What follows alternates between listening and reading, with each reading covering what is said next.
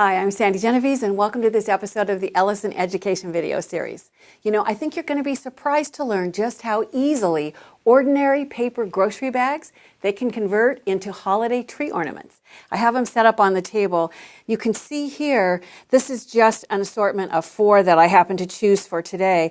But if you look at them closely, they're decorated from everything from buttons and hole punches to other dies. In fact, let me show you the dies. If I take this and bring it over here, you can see this is the die that I used. It's the Gingerbread man, and it's kind of fun because on this side, I actually chose to decorate it so it looks sort of country. And on this side, I used rhinestones to make it look sort of blinged out. If you look carefully, I've even used an ink pad and my finger in order to create a little blush on his cheeks. The cool part is that the kids are going to have fun decorating these. Just pull out everything you think would be fun for them, and they can decorate. Another die that I used is the Christmas tree.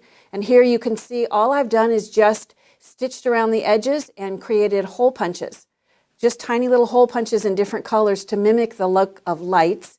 And then down here, this is the ornament die, and I've used, in addition, the snowflake, the tiny snowflakes to decorate it, and then just added a little rhinestone right in the center.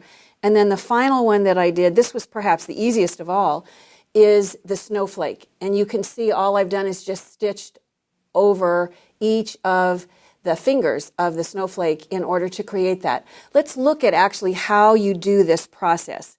You start, believe it or not, with just a grocery bag. And here's the grocery bag that I had. I even like the fact that it's got graphics in white. So you can use both sides, but if you look here, this is exactly just cut out of this grocery bag. And I can decorate the back side if I want the plain side, but I even like how it looks with the print on there. And if you'll look at the snowflake, same thing. This just came out of this bag. So I like having the graphic on there. What you've got is what looks like quilting.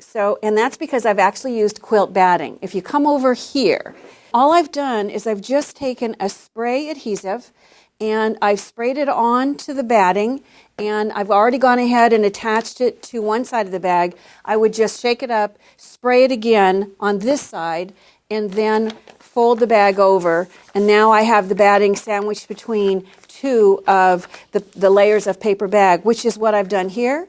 And now you're ready to actually put it together.